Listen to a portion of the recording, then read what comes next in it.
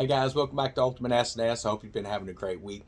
So Thanksgiving is coming just around the corner. I hope you're prepared. So earlier in the year, if you remember when we were talking about this bird flu that was going around, telling people, make sure that you be proactive. Get your turkey or something early if you can. Keep it in the freezer. If you didn't do that, you're probably going to have a hard time getting one this year. As they're reporting, there's probably going to be some turkey shortages in stores. But not just that, if you end up being able to find one, they're saying to expect to end up paying twice as much as you did last year for it. So I mean, this inflation is just getting out of hand. It's getting crazy. I mean, it really is. So what can you do? Well, you can look online. You can do a quick Google search for those of you who are trying to get something planned for Thanksgiving and maybe you just don't have the funds for it because of the pricing and stuff. But there are still local food banks that are around and they are trying to get food into people's hands to understand availability of as far as the wide variety that's usually there. They're probably not going to have a big variety of foods, but they will still have some stuff. So that's something that we're seeing being announced on different news sources and stuff. Check those local food banks. Now, that is not telling you to go down there and use a local food bank that is there for people who are having hardships to go set preps back. You don't want to do that. That's taking food out of people's mouths that need it now to prep for yourself later. It's pretty selfish, so I wouldn't recommend doing that. But you're going to do whatever you want to do. So, when we're looking at what's happening with inflation and stuff, and we're seeing reports like this one right here that's telling you, what it was last year. Okay, that was last year, how bad it was. And it's already gotten worse this year. Those numbers should start coming in probably around January, February of how many people are actually facing those food insecurities and stuff, and how many famines are actually breaking out around the world. There's articles coming out that the G7 countries, for those who don't realize that, the G7, the countries that they represent, that a lot of the people are migrating out of those G7 countries and trying to come into other countries where, the food is a little more stable, but is catching up with everyone around the world at this point with fertilizer issues that are happening. We're seeing less grain production. That's going to affect not just what you see in the store, but that's really going to start to affect you on the homestead as well. So unless you start really trying to grow a lot of your own foods and stuff that you're going to feed your chickens or, whatever your flock animals are, your cattle and stuff like that, you're going to start running some issues with trying to find availability, but also with the pricing that's going to go up on that. So that's one thing that I've noticed just in chicken feed. I've seen a $2 increase in a 50-pound bag just within the past 3 months. I mean, doesn't sound like much, but 3 months and a $2 increase, that's a pretty big increase, and I expect to see that going up even more. So what we're going to start doing here is getting the ground prepared for some of this winter red wheat. It's like a hard wheat, so we'll try to grow some of that out here. I don't know how well that's going to work out, but we're going to give it a try. And also we have millet that we're going to do in the spring. We've gotten once a little harvest in. We had 5 plants that we ended up were able to sprout, and we ended up with somewhere around probably 300 or 400 seeds that we've got just from them 5 plants. So we're going to put that back out into springtime, and that's really going to help feed chickens and stuff like that. And always make sure you keep back another supply of it so you can continue to increase those sizes of your plots. And something else, if you're growing millet, you need to make sure that you don't just cut the plant off at the root base.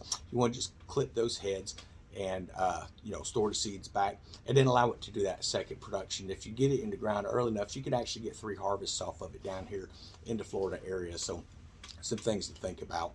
But when you're looking at raising flocks, you want to start looking at in the good months, yes, buy feed, but set it back for the winter months because there's not as much stuff for chickens to forage. You got your grasshoppers and different types of insects and stuff like that, berries growing, and all kinds of different types of plants that are really producing stuff that they love to eat.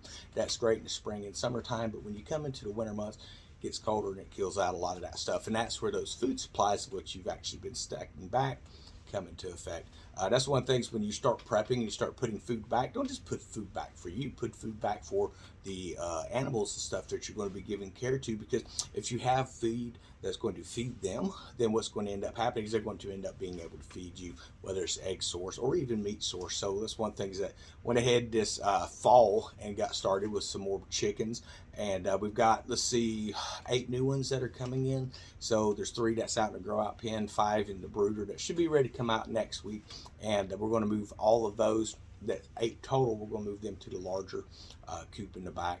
And that's going to help slowly introduce them to those other chickens that are out there already.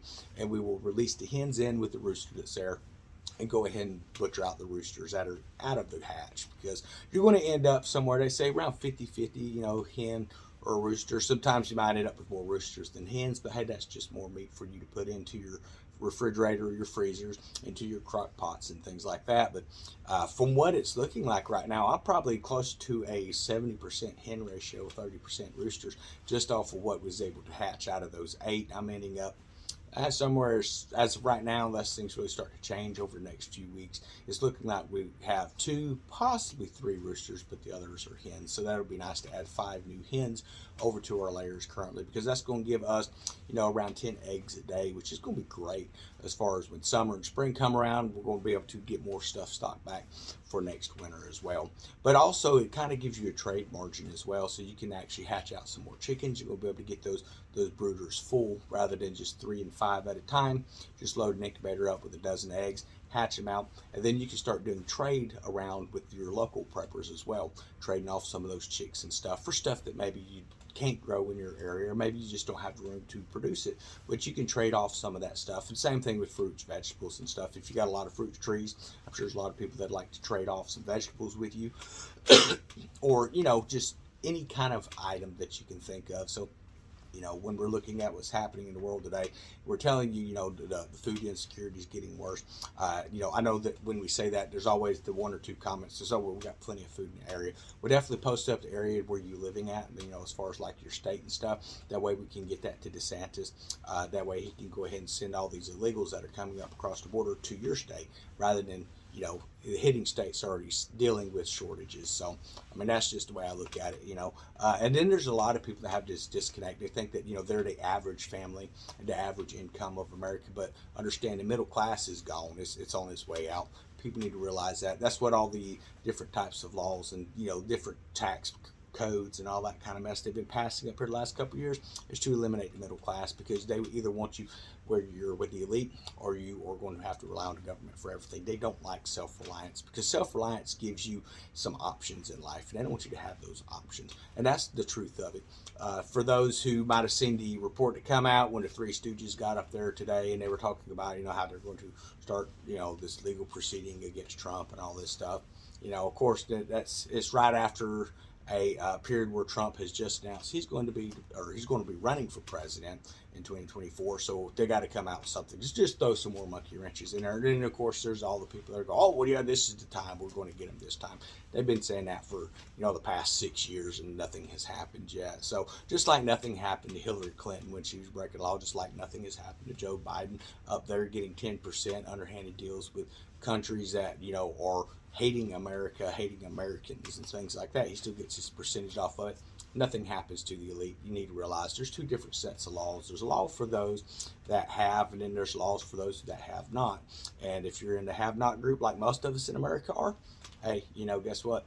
That's when your options need to start coming to a personal level rather than what they say is the accepted level. And that's one of the things why, if you prep and you start preparing where you're going to have a more sufficient self-sustaining life, that's going to help give you more options in the future as well.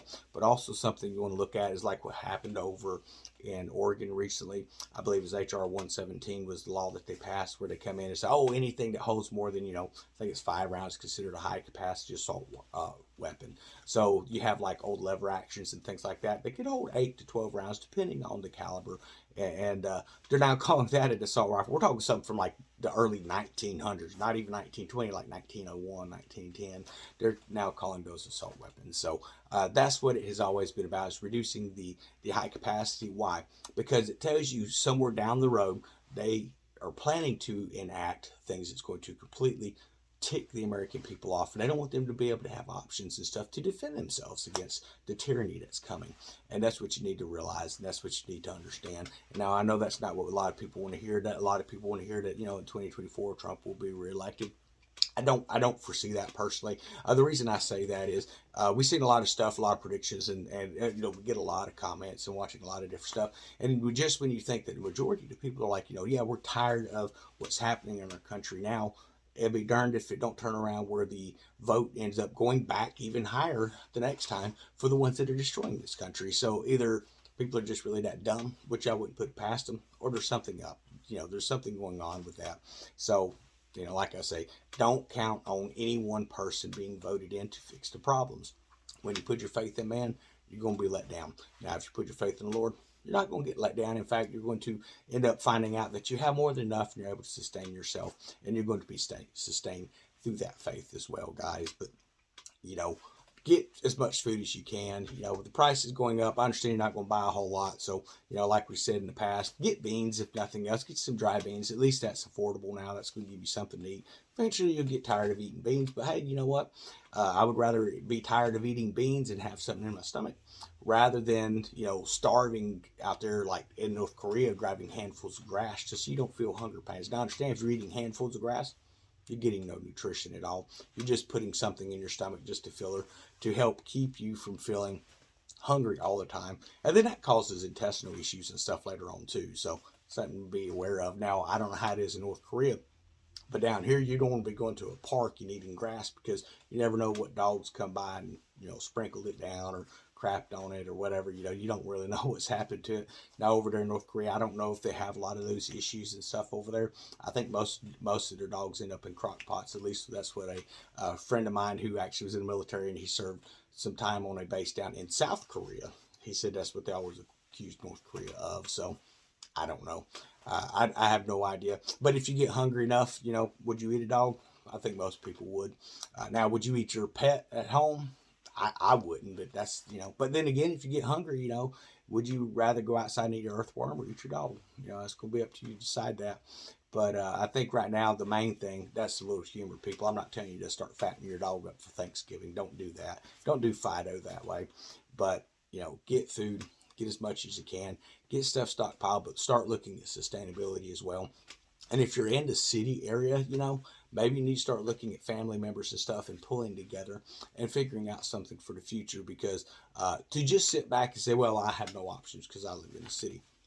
You have options. Do you want to wait for your options to be where you're just stuck, you know, because everything's blockaded and you're stuck in there? Or would you rather have options to be able to move out? Now, I'm not telling you to go out and buy a home right now with interest rate constantly on the rise the way that they are. This is a really bad time to start looking to buy a home. Unless you can buy it straight out, then hey, you go do what you can do if you got that kind of cash. But if you remember earlier in the year, we had all these real estate people up there like, oh, it's the time to buy.